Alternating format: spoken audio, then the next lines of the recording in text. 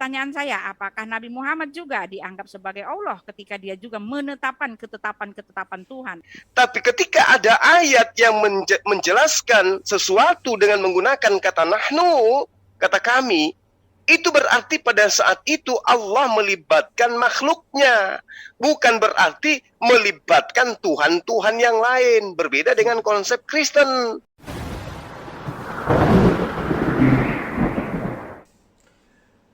Assalamualaikum warahmatullahi wabarakatuh. Berjumpa lagi di channel saya, Arham Nagae. Apa kabar semua? Semoga kabarnya baik-baik aja ya teman-teman. Di kesempatan kali ini seperti biasa saya akan mereaction atau mendengarkan debat atau dialog seru antar Ustaz Suma dengan Uti Watimena. Bagaimana keseruan debatnya? Langsung aja kita saksikan. Selamat menyaksikan. Kurang apa lagi coba tentang ciri-ciri orang mereka, perilaku mereka ini di hadapan umat Islam dan juga orang Kristen berdasar terhadap kitab Anda dan Al-Quran. Itu ibu harus sadari itu. Hakim-hakim 2 nomor 19. Tetapi apabila hakim itu mati, kembalilah mereka berlaku jahat, lebih jahat dari nenek moyang mereka, dengan mengikuti ilah lain, beribadah kepadanya dan sujud menyembah kepadanya. Dalam hal apapun mereka tidak berhenti dengan perbuatan dan keluarkan mereka yang tegar tengku itu. Ini siapa yang diceritakan oleh Allah? Orang Yahudi. Jadi orang Yahudi itu tegar tengkuk. Jadi kesetaraan apa yang ada dalam Al-Quran dan apa yang dalam kitabnya orang Yahudi tentang apa yang diceritakan oleh Allah membuktikan bahwa yang berfirman kepada para nabi itu adalah Allah yang berfirman kepada baginda Rasulullah Muhammad SAW. Ibu membuktikan itu. Al-Quran menghujat orang Yahudi karena pelanggaran-pelanggarannya. Allah di dalam kitabnya orang Yahudi yang masih ada terjemahannya juga menghujat orang Yahudi. Berarti kemudian saya katakan bahwa apa yang ibu tuduhkan bahwa kami tidak menyembah kepada Allah yang sama dengan orang Yahudi itu adalah kesalahan yang sangat besar. Menyebut nama Allah tidak boleh sembarangan memang. Makanya nggak boleh menyebut nama Allah itu dengan sebutan Yesus. Nggak boleh. Kata Yesus itu manusia. Orang Yunani nggak boleh menyebut bahwa Tuhan itu namanya Yesus. Nggak boleh. Tuhan itu hanya satu, yaitu Allah Subhanahu wa Ta'ala, yang memiliki sifat-sifat mulia. Sifat mulia itu mencerminkan daripada penamaan, ya, yang kemudian kami sebutkan dengan panggilan Asmaul Husna. Maha penyayang, maha kasih, maha tinggi, maha mulia, maha bijaksana. Itu nama-nama Allah. Bukan kemudian Yesus. Ada itu nama Tuhan kayak begitu, nggak ada. Nggak pernah diajarkan dalam perjanjian lama. Nggak ada itu nama Yesus. Yang ada adalah Allah Subhanahu wa Ta'ala. Allah yang maha suci, maha tinggi. Baca dalam kitab Yesaya. Demikian. Ya. Silakan Putih. Ya, memang benar ya. Elohim menghukum bangsa itu bukan hanya menghukum ya, bahkan dia menyerahkan bangsa itu ditindas oleh bangsa-bangsa lain ya. Ketika mereka mulai lagi melakukan hal-hal yang melawan perintah Elohim, Elohim menghukum mereka. Tetapi Alkitab kami mengatakan sejauh timur dari barat demikianlah dijauhkan segala pelanggaran-pelanggaran kita gitu kan. Elohim memang memarahi bangsa itu, tetapi sebesar ya, walaupun dosamu merah seperti kermisi akan menjadi putih seperti bulu domba ya kan. Walaupun dosamu merah ya gitu kan, sejauh timur dari barat gitu ya. Jadi dia memarahi bangsa itu, tetapi dia mengasihi bangsa itu. Sebab engkau berharga di mataku dan mulia katanya kan. Dan aku ini mengasihi engkau, yang kita baca tadi di dalam 43, Yesaya 43. Itu artinya apa? Ya memang dia nakal, semua orang juga tegar tengkuk, tetapi dia mengasihi. Tidak seperti di tempatnya Bapak ya. Allah melaknati orang-orang Yahudi. Bahkan dikatakan bahwa di dalam Maryam 19 ayat 83, sesungguhnya Allah menghasung setan-setan untuk membuat ya orang kafir atau orang Yahudi kan dibilang kafir. Orang-orang kafir itu berbuat dosa dengan sungguh-sungguh. Sabarlah kamu, jangan terburu-buru dalam melaknati mereka. Enggak begitu ya.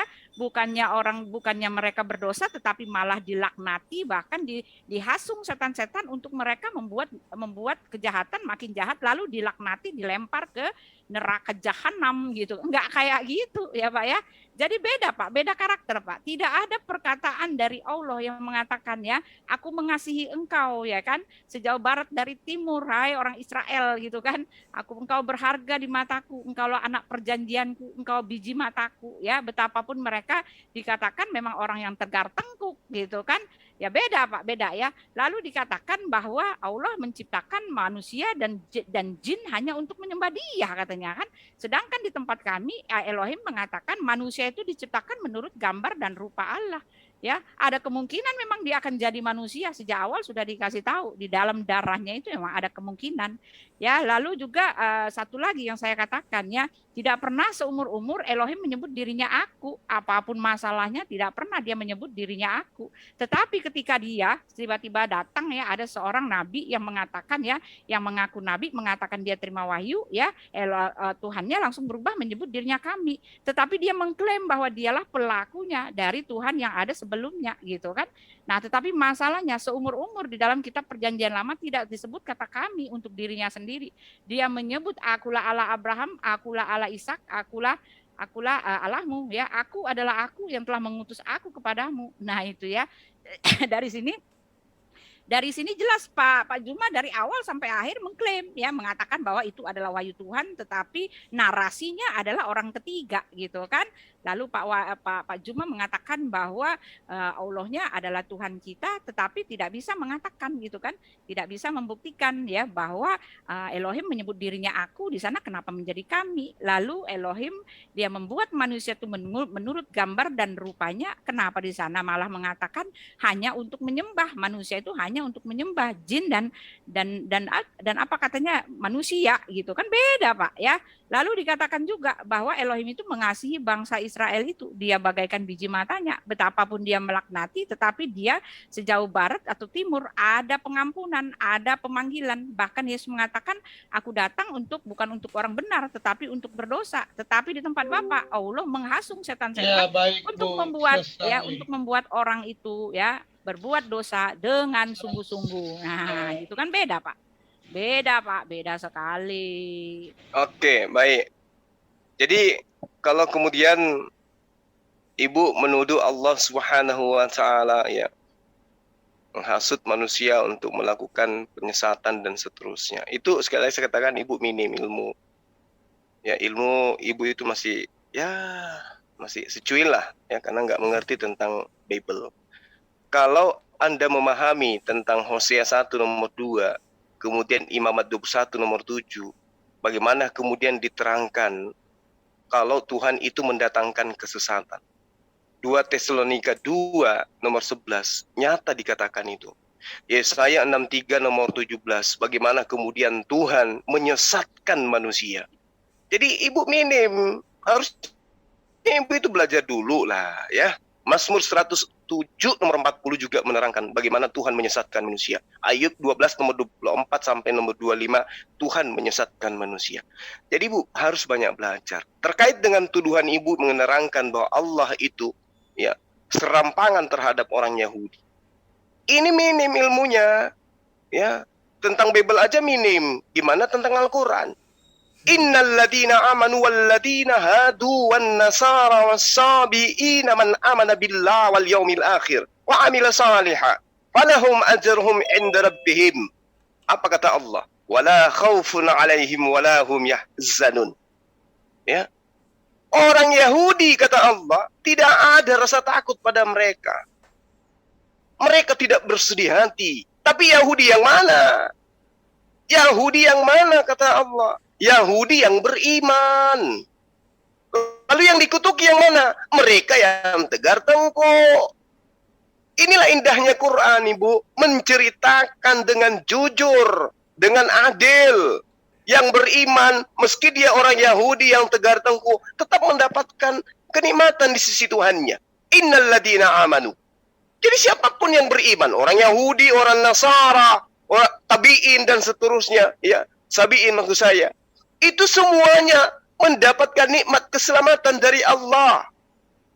Itu yang perlu Ibu pahami. Lalu kemudian ketika Ibu mengatakan bahwa Tuhan menyebut dengan sebutan kata kami, Kami dengan kita itu harusnya ibu malu gitu loh ya. Kalau saya mengatakan Tuhan kami satu, ibu nggak boleh mengatakan Tuhan ibu satu. Tuhan ibu itu 3, bukan 1. Makanya di situ kata kita. Kalau kami itu merujuk kepada 1. Ya, contoh sederhana. Saya sudah pernah kasih materi ini. Saya masuk ke dalam kelas. Saya katakan kepada anak-anak murid saya, anak-anak sekalian, besok kami akan ke Jakarta ya. Lalu kemudian masuk guru yang kedua. Anak-anak sekalian, besok kita ke Jakarta ya. Kalau kata kita, berarti semua yang ada di kelas itu akan berangkat ke Jakarta. Tapi kalau saya mengatakan, kami akan berangkat ke Jakarta, sangat boleh jadi cuma saya sendiri yang ke Jakarta. Berarti jamak yang tidak berlaku kemudian di dalam pengajaran agama Anda, itu kata kami. Yang ada adalah kata kita. Kenapa? Karena Tuhan Anda memang lebih dari 3. Jadi kalau Anda mengatakan Tuhan kita tidak sama, memang betul. Tuhan Anda 3, Tuhan saya 1. Tapi yang menciptakan kita itu adalah Tuhan yang sama. Ya, seperti itu Bu Uti, agar dipahami lebih jauh ya. Saya katakan ibu masih minim, itu harus ibu sadari itu. Oh iya, saya ternyata masih minim. Lalu kemudian di dalam Yesaya 1 nomor 18 yang ibu katakan, firman Tuhan, sekalipun dosamu merah seperti Tirmizi dan seterusnya, itu bukti bahwa tidak perlu ada penyaliban Yesus, nggak perlu. Karena Tuhan telah menghapuskan dosa-dosa Bani Israel. Yesaya 44 nomor 22. Dosamu telah kuhapuskan semuanya. Maka tidak perlu lagi ada Tuhan datang untuk bunuh diri di atas tiang salib. Keluaran 29 nomor 14. Tai sapi yang dibakar menjadi korban bakaran pun menghapus dosa. Jadi tidak perlu ada Tuhan datang dalam rupa manusia mati di atas tiang salib. Ibu masih minim. Ibu masih perlu banyak belajar. 60 tahun lah ibu habiskan untuk belajar, kemudian bisa berdialog. Innal ladzina amanu wal ladzina hadu wan nasara sabiina man amana billah. Semua akan diterima oleh Allah, siapapun mereka. Yang penting beriman kepada Allah, beriman kepada hari akhir. Baik, Demikian, Bang, Bu. terima kasih. Ya, Betul. ya. Jadi Pak Juma dia caranya bilang saya minim ya, tetapi jelas dia nggak bisa menjawab ya teman-teman. Dia mengatakan begini-begini. Nggak ada satupun bukti. Saya minta ya bukti bahwa itu adalah wahyu Tuhan ya. Dia kemana-mana sudah Kok lari ke dibuktikan situ? bahwa ketika menyebut dia juga ya, dia itu bukan konteksnya beda, konteksnya tidak seperti itu ya. Ya, jadi mengatakan saya minim-minim, tetapi yang minim-minim membuat kamu pelojotan Pak Juma ya. Kamu salah ketika kamu mengatakan beda kita dengan kami. Saya ajak ngomong bahasa Inggris deh Pak ya. Kita itu dalam bahasa Inggrisnya we. Kalau kami itu adalah bahasa Inggrisnya us. Beda itu Pak. Ya, us itu adalah objek dan kita itu adalah pelakunya. Ya kami itu kami itu adalah pelaku. Kalau kita itu adalah objek, jelas sekali di dalam bahasa Inggris. Us, with us. Ya. Nah, kalau dikatakan kami marilah kita ya, let's us ya. Mari orang lain ya, mari kita membuat manusia itu menurut gambar dan rupa kita gitu kan. Nah, kalau kami akan pergi itu adalah dalam bentuk jamak yang menceritakan kepada orang lain. Jangan Anda mengatakan mana ada. Kalau yang bentuknya tunggal, saya nggak pernah ada katanya kami. Kami akan pergi ke Bali. Semua orang juga tahu kalau disebut kami itu 2 atau 3, 4 yang akan pergi ke Bali. Bukannya 1. Loh, kok belum apa udah baik aja, sebentar banget. Ya, kalau kami itu yaitu lebih dari 1. Karena yang namanya tunggal itu aku, Pak. Aku, saya, ya. Alkitab mengatakan aku, dan ketika dia menyebut kita, yaitu dalam ketritunggalannya. Ya, dia bicara pada dirinya sendiri, bukan mewahyukan, bukan bicara kepada orang lain, gitu kan? Nah, kalau di tempat Bapak, kami menciptakan langit dan bumi. Apakah boleh saya mengatakan kami itu termasuk siapa, Kak? Termasuk siapa, Pak? Apakah itu termasuk Nabi Muhammad atau termasuk Jibril, gitu kan? Kami yang menetapkan ketetapan. Nah, kalau kami yang menetapkan ketetapan termasuk Jibril, termasuk Nabi Muhammad, gitu loh. Ya kok cepet banget ya, saya lihat ya ini Kan kayaknya 3 menit Bu, ini ya. 21 nih lihat ya, nih. ini sekarang Pak Juma di 12 saya akan lihat ya. Iya. Silakan Bang. Ya, jadi sekali lagi saya katakan, Buti, Ibu boleh menuduh saya tidak menjawab dan seterusnya. Ya bolehlah, nggak apa-apa untuk Iya, nggak terjawab Pak, mana buktinya? Untuk menghibur diri Ibu nggak Mana apa-apa. buktinya? Ibu Kalau itu menanyakan adalah apa wahyu. rupanya? Mana buktinya itu adalah wahyu? Ya mana perkataan aku mengutus Muhammad? dan aku mengirimkan wahyuku, ya sama Ya seperti udah Elohim. TikTok aja langsung dah TikTok langsung. Mana nggak ada yang Di- jawab kok, dari semua udah disanggah semua bilang aku goblok, padahal disanggah semua itu, dan kamu nggak bisa balikin lagi ke aku. Ya maaf saya ganggu. Ini Lanjut. kita berbicara mengenai kitab suci atau berbicara mengenai Tuhan? Ya itu dia kan udah bicara Tuhan Pak, langsung aja langsung silakan saya Ibu diem udah aja. lari dari tema Ibu. Kalau mau Itu bicara aku tentang bilang. kitab suci. Silakan Bang, lanjut. Iya. Jadi ketika kita berbicara mengenai Al-Quran, berbicara mengenai Allah, kami banyak dalil yang menceritakan bagaimana kemudian Allah mengatakan dirinya aku. Aku. Ya, sesungguhnya akulah Allah, tidak ada Tuhan selain aku. Maka itu sembahlah aku, dan seterusnya. Banyak dalilnya dalam Al-Quran. Ya, yang mengatakan Allah mengaku aku gitu loh. Mengatakan dia juga ada. Mengatakan kami juga ada gitu. Kenapa kemudian Al-Quran ya menyajikan ini? Karena Allah di dalam mengajarkan kami sebagai umat Islam, ketika Allah menggunakan kata kami, itu bukan berarti Allah itu jamak, Tuhan itu jamak, Tuhan itu ada lebih dari satu. Tidak. Tapi ketika ada ayat yang menjelaskan sesuatu dengan menggunakan kata nahnu, kata kami, itu berarti pada saat itu Allah melibatkan makhluknya. Bukan berarti melibatkan Tuhan-Tuhan yang lain. Berbeda dengan konsep Kristen. Tuhannya memang sudah diakui lebih dari satu.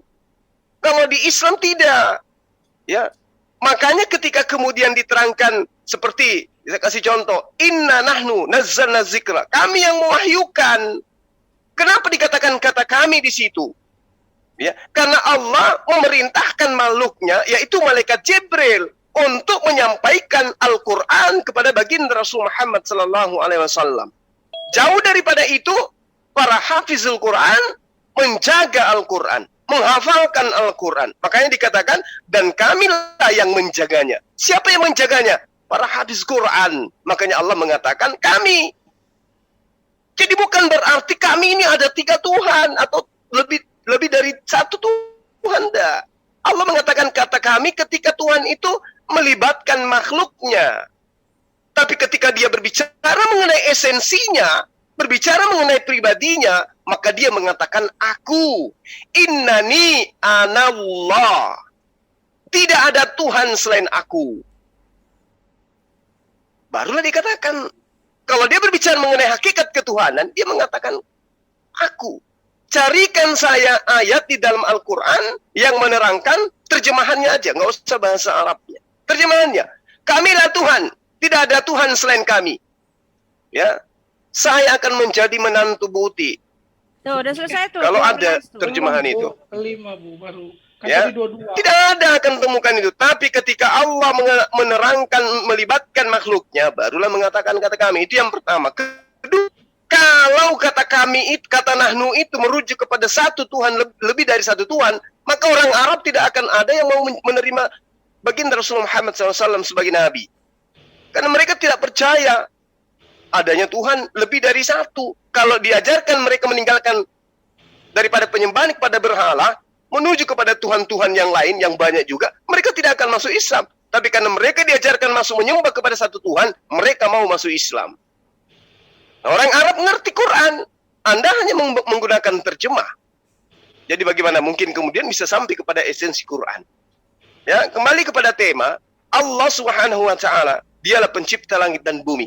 Mau Anda berkelut melilit lidah membahas tentang kata dia, kata aku, kata kami, kata kita, Tuhan Anda tetap 3 dan Tuhan saya tetap 1. Sekira begitu. Makasih. Baik. Ya udah. Jadi di sini Uti Watimena itu mempermasalahkan masalah terjemahan Al-Quran yang Allah bilang itu kami. Jadi masalah Uti Watimena ini dia mempersalahkan masalah terjemahan yang masalah kata kami ya. Oke, kita lanjut. TikTok aja lah. Ya Presiden. Pak, saya nggak mau TikTok abis ini udah ya. Jadi betul sekali kata Pak Juma ya. ketika dikatakan Allah menyebut dirinya kami, itu artinya dia melibatkan ya, sama seperti dia melibatkan kuasanya, melibatkan ketetapannya gitu kan. Ya, sedangkan di kitab yang lain kontradiksi sekali, tidak ada penolong bagi Allah. Ya, Allah nggak ada penolong, tapi Pak Juma mengatakan bahwa ketika dia menetapkan satu masalah, dia melibatkan orang lain, sedangkan Allah sendiri nggak pernah berbicara dengan orang lain, dengan yang lain, dengan umatnya. Di dalam Al-Ahzab 36 ya jelas dikatakan bahwa yang menetapkan ketetapan itu adalah Allah, Muhammad dan Jibril kalau gitu ya. Dan tidaklah patut bagi laki-laki yang mukminim dan tidak pula bagi perempuan yang mukmin apabila Allah dan Rasulnya telah menetapkan suatu ketetapan. Nah ini kan hukum Taurat itu istilahnya yang membuat juga Nabi Muhammad gitu kan, jelas kan melibatkan umatnya katanya kan. Dan Rasul telah menetapkan suatu ketetapan akan ada bagi mereka pilihan tentang urusan mereka. Dan barang siapa mendurhakai Allah dan Rasulnya. Nah ini dia maksudnya kami ya Pak ya. Bapak ngomong sendiri loh Pak, jangan marah ya.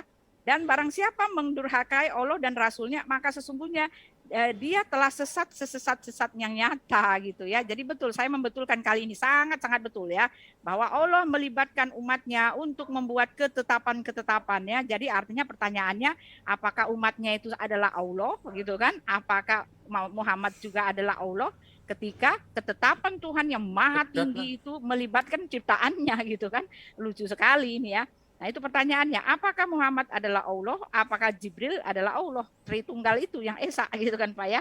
Kata Bapak sendiri loh. Sedangkan Al-Quran Bapak mengatakan tidak ada penolong bagi Allah. Nah satu lagi di situ dikatakan ya.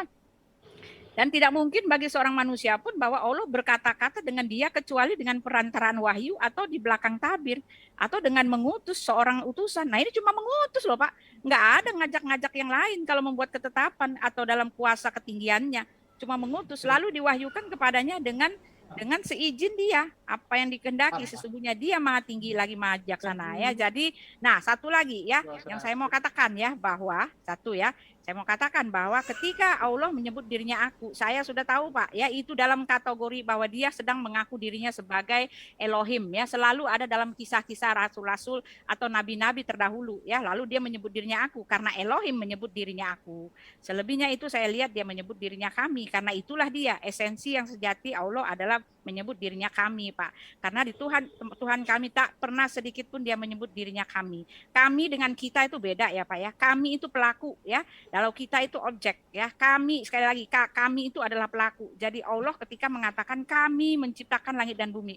Artinya Allah dengan yang Bapak katakan tadi penolong-penolongnya yaitu Nabi Muhammad dan Jibril ya, itu adalah pelakunya.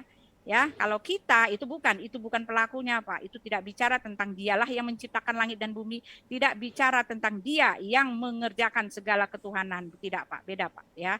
Itu saja. Ya, lalu pertanyaan saya, apakah Nabi Muhammad juga dianggap sebagai Allah ketika dia juga menetapkan ketetapan Tuhan? Ya, jangan cabut perkataan Bapak ya, ketika dia menyebut dirinya kami, dia melibatkan anak buahnya gitu ya. Silakan, Pak. Ya sudah ya, habis ini ya udah 1 jam lebih ya. Kita akan closing aja Pak. Oke Bang Juma silakan. Iya, jadi Bu Uti menggiring kita umat Islam untuk sama seperti Kristen mendudukkan Paulus sebagai bapak. Jadi di dalam pengajaran Bani Israel jangan ada bapak ya di atas muka bumi atau di langit selain aku. Paulus mengatakan, akulah bapakmu, akulah yang menjadi bapakmu. Nah, itu. Jadi seakan-akan kita umat Islam ini ingin digiring untuk menjadi Kristen, menyembah kepada makhluk. Jadi gini Bu Uti, memang ada perintah dalam ajaran agama Islam. Atiullah wa atiur Rasul. Ketaatan kepada Allah, ketaatan kepada Rasul. Ingat, tidak ada kemudian manusia yang mengenal pencipta langit dan bumi tanpa melalui perantaraan Rasul. Rasul yang mengajarkan memperkenalkan Tuhan. Yesus memperkenalkan Tuhan kepada Bani Israel. Baginda Rasul Muhammad SAW memperkenalkan Allah kepada manusia. Nah, ketetapan seorang nabi, seorang utusan, tentu rujukannya adalah apa yang kemudian menjadi wahyu dari Tuhannya. Jadi ketika seorang nabi, seorang rasul memberikan suatu ketetapan, itu adalah wahyu. Makanya dikatakan Al-Quran itu adalah wahyu. Dan saking indahnya kata wahyu itu, kitab Anda juga mengambil kata wahyu dari Al-Quran. Padahal Kristen tidak kenal kata wahyu kalau bukan karena Al-Quran. Jadi Al-Quran itu ilham, wahyu itu dari Allah. Datang kepada baginda, baginda kemudian menggunakan ilham dan wahyu itu membuat sebuah ketetapan yang asalnya dari Allah. Contoh, perintah salat. Dirikan salat, kata Allah. Ya. Dan kemudian bayar zakat, kata Allah. Bagaimana cara mendirikan salat? Bagaimana cara membayar zakat? Rasulullah Muhammad SAW kemudian menguraikannya. Ini yang perlu ibu pahami. Bahwa ketika kemudian seorang nabi datang kepada Bani Ismail atau Bani Ishak, ya, atau Bani Israel, semua yang mereka terima harusnya berdasar terhadap siapa yang menjadi penyampai firman. Makanya Yesus mengatakan, siapa yang menerima aku, dia tidak menerima aku, tapi menerima dia yang telah mengutus aku. Aku tidak berkata-kata dari diriku sendiri. Apa yang aku katakan adalah apa yang diperintahkan oleh Bapakku untuk aku katakan. Berarti siapa yang mentaati perkataan Yesus, berarti dia sedang mentaati perkataan Tuhan yang telah mengutus dia. Nah, kesalahan Anda kemudian adalah Anda menuhankan utusan, dan Anda menginginkan kami juga menuhankan utusan Allah, yaitu baginda Rasulullah Muhammad SAW. Maaf, kami bukan penganut ajaran pagan. Jadi baginda Rasulullah Muhammad SAW kami taati sebagai nabi. Apa perintahnya? Yaitu menyembah kepada Allah, bukan menyembah kepada dirinya. Demikian juga Yesus. Yesus perintahnya apa? Taat kepada Allah, menyembah kepada Allah, bukan menyembah kepada dirinya. Jadi jangan kemudian ibu menggiring kami untuk menjadi pagan. Ya, hanya di pagan itu utusan Tuhan disembah. Lalu kemudian ketika Anda mengatakan bahwa harusnya baginda Rasulullah Muhammad SAW itu juga dituhankan, layaknya dia memiliki ketetapan. Bukan kayak begitu, seperti yang saya terangkan kepada ibu.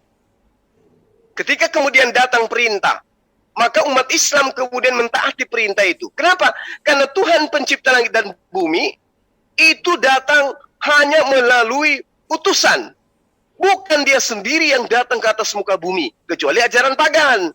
Tuhannya datang, ya, dilahirkan, diciptakan, dibesarkan, ditetein dan seterusnya. Itu ajaran pagan itu. Tapi yang namanya Tuhan yang Maha Kuasa cukup mengutus utusannya. Barang siapa yang mentaati utusannya, berarti dia sama mentaati perintahnya. Demikian, Putih. Ini gimana sih, diam-diam aja nih, siapa sih John? Ya. Oke, saya kira sudah selesai ya, Putih ya. Enggak, belum selesai, Karena belum ada menjawab. diskusi Ya, yang lain. Ya, Sudah. selesai ya. Keluaran Oke. 18 ayat 16, apabila ada perkara di antara mereka, Itu ya, sendiri tadi yang bilang maka kalau udah mereka selesai. datang Oh, kepadamu sini dan gimana aku sih, Bu? mengadili antara seorang dengan yang lain. Lagi pula dan memberitahukan kepada mereka ketetapan dan keputusan Allah. Ya, Ini Rasul kos. hanyalah pelaksana ketetapan, ya. Nabi adalah penurut ketetapan dan memberikan teladan dalam melaksanakan ketetapan. Tidak ada nabi, tidak ada rasul yang turut bersama-sama melaksanakan satu ketetapan Tuhan. Apalagi kalau ketetapan Tuhan itu bersifat otoritas dari Tuhan, ya. Semua ketetapan itu bersifat otoritas, ya. Lalu Bapak sendiri mengatakan bahwa ketika Allah menyebut dirinya kami, itu artinya melibatkan rasulnya, Iya. melibatkan Jibril, ya. Jadi jelas ya, kami di situ adalah Allah, Jibril dan Muhammad. Karena apa? Karena ketetapan Tuhan, ya, ketetapan hukum Taurat itu diturunkan oleh Elohim sendiri, lalu Musa melaksanakannya. Musa yang nabi kaliber itu tidak pernah ikut bersama-sama menetapkan satu ketetapan. Bahkan Nabi Muhammad mengatakan, ya, barang siapa yang tidak taat kepada Allah, tidak taat kepadaku, tidak taat kepada Rasul. Barang siapa tidak menuruti firmanku, tidak berarti tidak menuruti firman Allah, gitu kan. Kalimat seperti ini hanya disebutkan oleh Yesus dengan konteks bahwa Yesus mengatakan, aku dan Bapa adalah satu dan memang dia adalah satu. Betapapun kalian menolaknya. Ya, dia memang satu karena Yesus datang dan keluar dari Bapa dan dia itu berasal daripada Allah, dan Alkitab ada ayatnya, ada datanya, ada dalilnya, dia itu adalah firman-Nya Bapa. Oleh sebab itu dia berotoritas mengatakan, barang siapa telah melihat aku, dia telah melihat Bapa yang mengutus aku, karena aku dan Bapa adalah satu. Tetapi Satu apa, Bu? seperti ini ya, pernyataan seperti ini dimakan, dilalap habis oleh Nabi Muhammad. Pertanyaannya saya, apakah Nabi Muhammad itu adalah Allah Subhanahu wa Ta'ala? Bagaimana? Ya bukan. Pada saya, tunjukkan kepada saya perbedaan antara, sekarang tunjukkan pada saya perbedaan antara utusan dengan Tuhan. Bagaimana mungkin seorang utusan menetapkan ketetapan Tuhan? Bagaimana mungkin seorang utusan dia dipuji-puji, dimuliakan, Tuhan memuji-muji Nabi, malaikat memuji-muji Nabi, dan Nabi memuji-muji Tuhan. Bagaimana Semua, mungkin seorang utusan menjadi pengutus? Tunjukkan kepada saya apakah yang dimaksud dengan kami itu adalah Muhammad dan Jibril. Bapak sendiri tadi yang udah ngomong, melibatkan itu saya pegang habis ya. Jelas ini melibatkan, ya melibatkan siapa? Nabi Muhammad dan Jibril. Nggak mungkin melibatkan itu udah. Oke. Ya, baik Buti.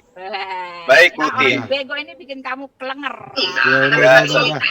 Santai aja. Nah, yang lain dulu Bang Juma mau bicara. Silakan Bang Juma. Pada ngoceh semua kan kelenger. Jawaban kayak anak-anak. Anak-anak nih ya, kenapa pada kelenger? Silakan jawab. Santai ya Buti. Santai. Tunjukkan. Ya, jadi gini Buti. Rasulullah Muhammad SAW ketika menetapkan satu perkara itu berdasar terhadap perintah Allah. Ada perintah Allahnya. Saya nggak ngomong berdasarkan perintah itu Musa. Budi udah diam aja Budi, jangan diganggu atuh. Perintah Tuhan, ini ayatnya jelas. Dua. Gua cubit nih. Udah. Gua cubit nih. Ya. Jadi Buti sekali lagi saya katakan kepada Anda, tidak ada kemudian kami di umat Islam itu diperintah untuk menyembah kepada sesama kami manusia, oleh karena manusia ini diangkat oleh Allah menjadi nabi, menjadi rasul, menjadi wakil penyampai firman. Tidak ada kemudian indikasi dalam pengajaran agama kami untuk menuhankan rasul, untuk menuhankan utusan. Jadi jangan kemudian Anda menginginkan itu. Baginda Rasulullah Muhammad SAW kami taatin. Ketika kami taat kepada baginda Rasulullah Muhammad SAW, maka saat itu jugalah kami menjadi hamba Allah yang taat. Kami disebut sebagai orang yang soleh. Karena perintah Rasulullah adalah untuk mentaati Allah. Jadi ketika Rasulullah mengatakan, taatilah Allah, taatilah aku, artinya ketika Allah kemudian ditaatin, itu berdasar terhadap poin-poin yang diajarkan, yang diaturkan, yang disyariatkan oleh baginda Rasulullah Muhammad SAW.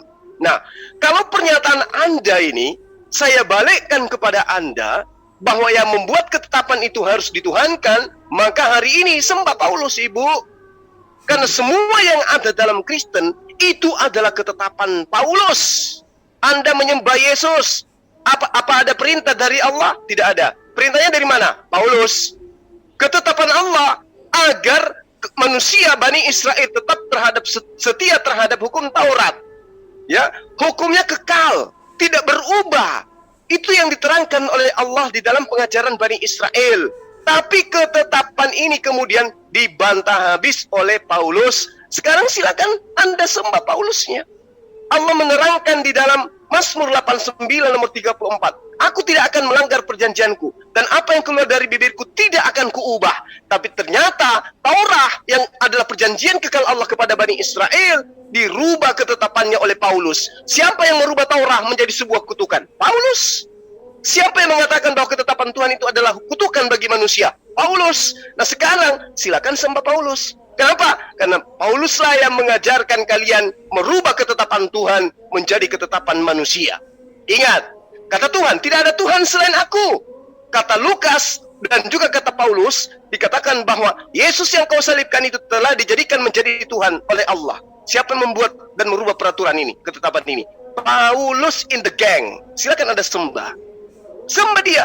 Sementara Rasulullah Muhammad SAW membuat ketetapannya itu adalah mengacu kepada mentauhidkan Allah, mengesahkan Allah, mendudukkan manusia Islam untuk sujud hanya menyembah kepada Allah. Itu ketaatan. Ketika kami taat kepada Allah, maka kami taatnya mengakui baginda sebagai Rasul, sebagai Nabi. Ketika kami taat kepada Rasulullah, maka taatnya kami adalah mengakui Allah sebagai satu-satunya Allah. Sementara Anda menjadi Kristen, menyembah Yesus, makan babi, tidak sunat, ibadah minggu, menjadikan Tuhan 3 dan seterusnya. Itu ketetapan siapa? Ketetapan Paulus. Kalau yang menetapkan ini dijadikan sebagai Tuhan, silakan. Saya mau lihat Anda menyembah Paulus, karena Paulus memang mengaku Bapa. Iblislah yang menjadi bapakmu, kata Yesus. Yohanes 8 nomor 44. Dan kamu mau melakukan keinginan-keinginan bapakmu. Maksudnya, kamu ingin melakukan ketetapan-ketetapan bapakmu. Siapa yang menetapkan Yesus menjadi Tuhan? Paulus. Udah kelar. Silakan Udah. Anda menyembah Paulus, Budi. Saya berhenti di satu. Udah kelar. Tadi katanya sudah closing. Iya, belum selesai. 131 ya, jangan gitulah. Pak. Ya udah. Oke, pencinta debaters, itulah tadi debat antar Ustaz Suma dengan Uti Wati Mena ya. Bagaimana Uti Wati Mena mempermasalahkan masalah firman Allah atau terjemahan Al-Quran yang mengatakan kalau Allah bilang kami ya. Dan itu pun juga Ustaz Suma udah menjawabnya dengan sangat-sangat baik ya. Tapi walaupun Ustaz Suma udah menjawab dengan sangat jelas, tapi Uti Watimena tetap saja ngotot dan tidak mau mengalah ya. Oke, itulah tadi video dari saya. Jangan lupa like dan subscribe. Terima kasih. Assalamualaikum warahmatullahi wabarakatuh.